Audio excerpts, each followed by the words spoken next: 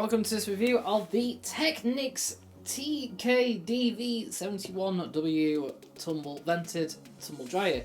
7kg low capacity, a C energy rated, pretty sure it's C energy rated. Anyway, it would have been, and this doesn't match anything. It's sort of got like a Vestal type door look, but it's not a Vestal door. It's very weird, this dryer. It's very backwards too. It's a Chinese made dryer, but it's not made by Midea. In fact, I have no idea who it's made by whatsoever at all. So there you go. So if you do know, let me know down in the comments below who makes this. Right, if Samsung were to make a tumble dryer, it would be this one. See?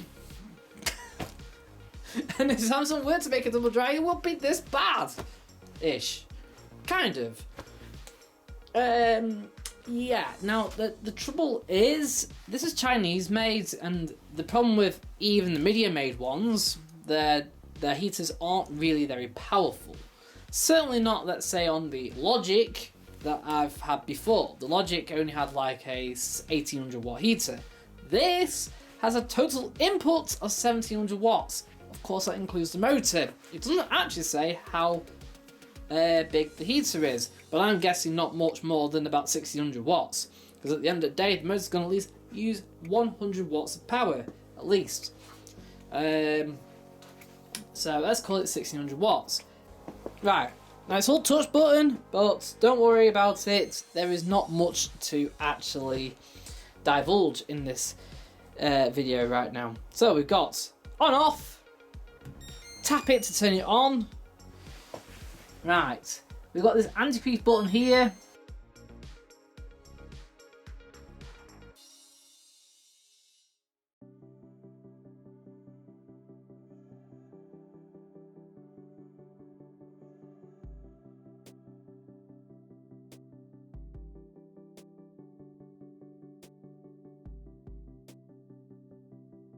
It doesn't really state in the manual at all.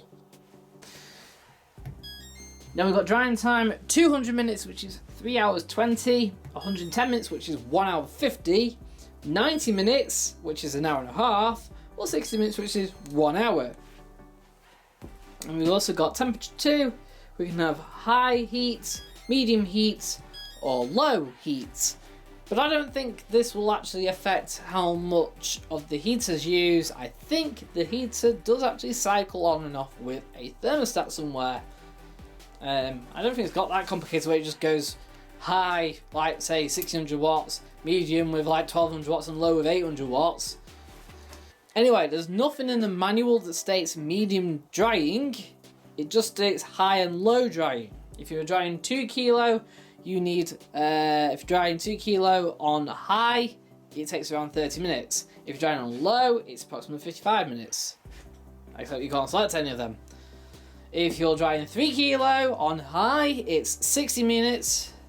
Why is it 60 minutes? Why is it double for one and a half times? Yeah.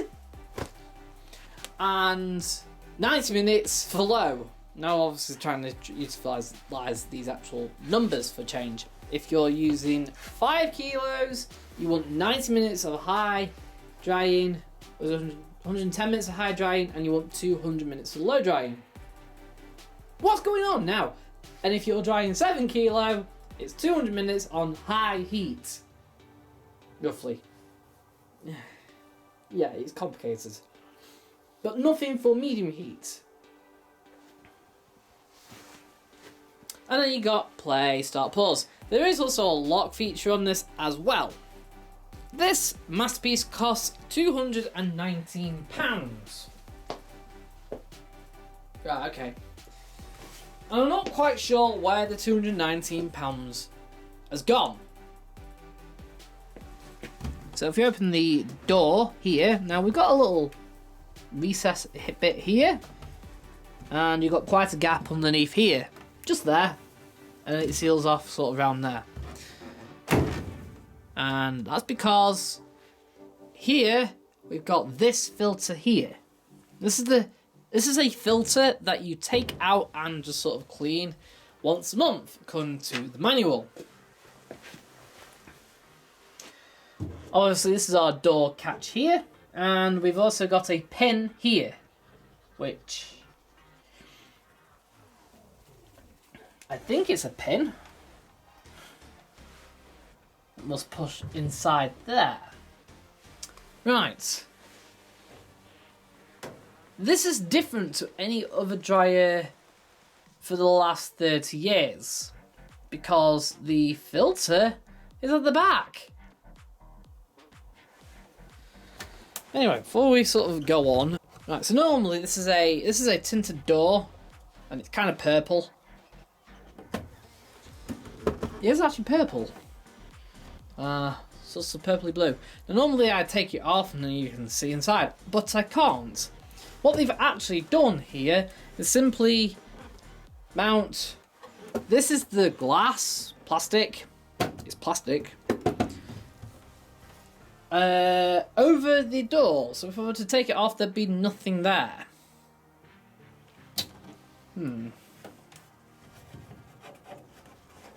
Wow, is the actual hinges plastic? Metal? Really? For a cheap plastic door. This is really like this door. Right, so inside we've got our drum. At the back there, we've got our filter. So when we want to open it, we need to clean it after every cycle. So that means you take the laundry out first, and then you take out that filter. You need to grab it and pull it away from the back. Yeah, I've always hated these.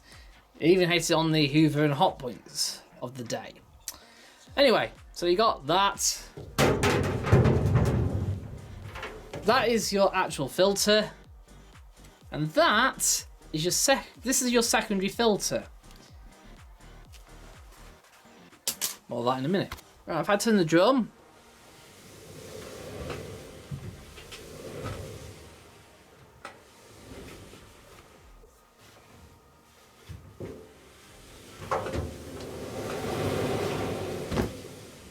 You may be able to see there's actually a fan behind here going round. And that's actually drawing air through the machine. So what actually happens here, there's a heater at the front, right here. So that turns on and air gets sucked through this filter here, through the heater matrix and out around here. And then it goes through the back there. There's no sensor for anything. The drum's quite cool actually. It's got 3 drum paddles in it, which is nice. They're quite nice. Not bad actually, as plastic goes for drum paddles. But we've also got these bumps in the drum.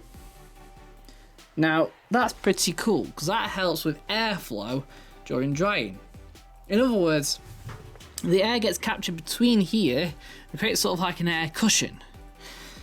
So air flows naturally through and clothes get less damaged that way. So when we assemble our filter, it looks quite complicated, but it simply puts this, right, do it that way up like that, and then make sure that this sits over the top like so, and push down. Right, that's all gone in. That's cool. Now this, all this does is sit in there, over like that. Push it down. Them little prongs here just sort of help it sit in. Then you push it onto the back, like so. That filter needs to be hoovered off once every few uses. The actual main filter that you take apart, the first one, needs to be cleaned after every single use.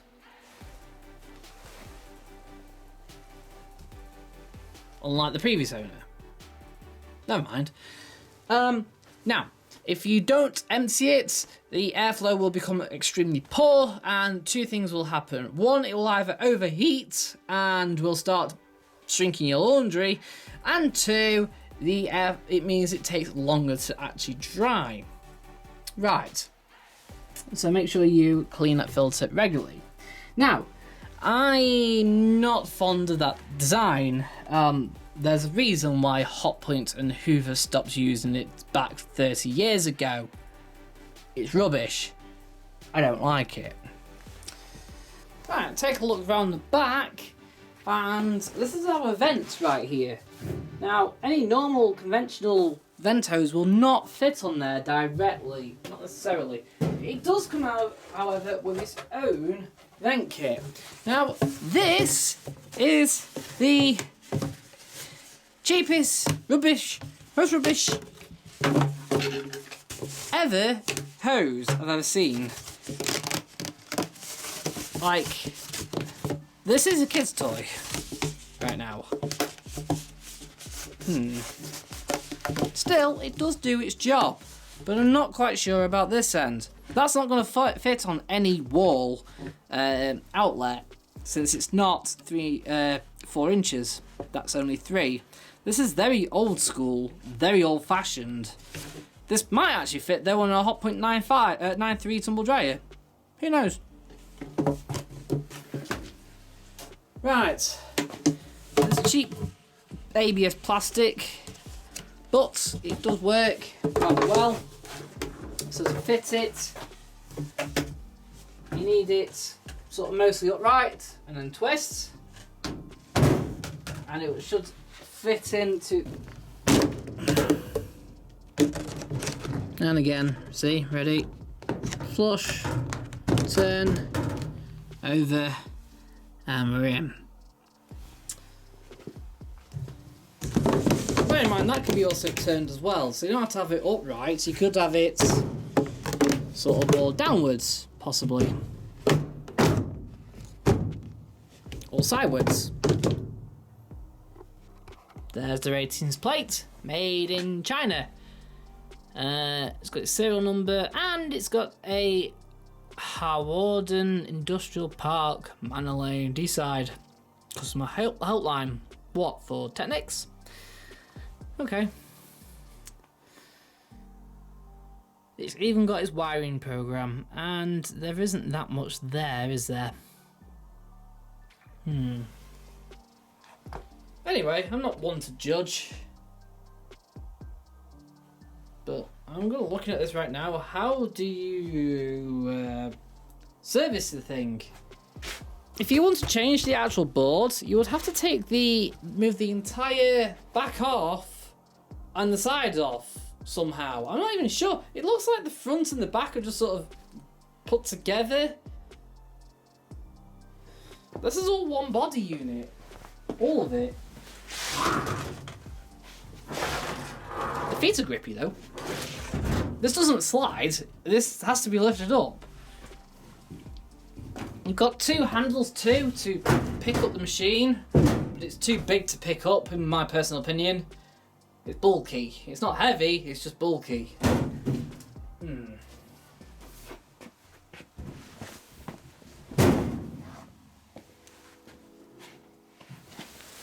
But if I wanted to... But my problem is, if I wanted to service the front, I'm not sure how I'm going to do that. Because there's no lid. So if I was to want to take the front panel off, how is it coming off? Oh yeah, you get that when you plug it in. Okay, and now I know I'm being a bit like a downer right now, maybe on this machine, but it does work.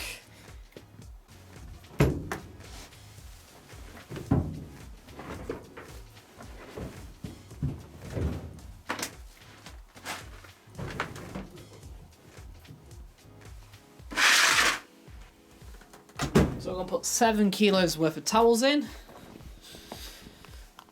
They were from that back over there, which is 1600 spin, and they've been spun at 1600 spin, and they are pretty much quite dry actually.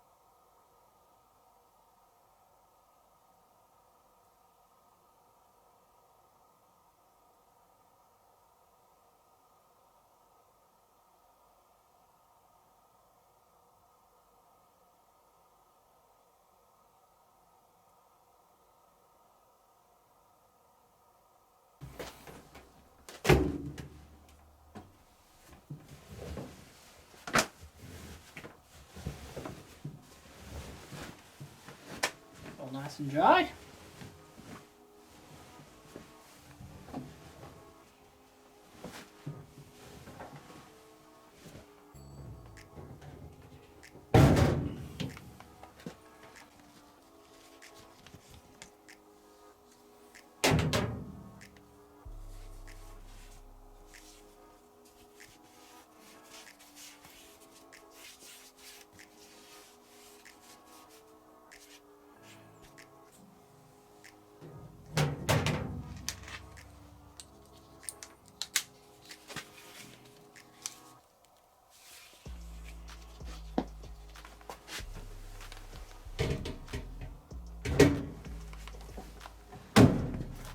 Alright, so what to give this out of 10 then? Well, it's going to get just a 3 out of 10.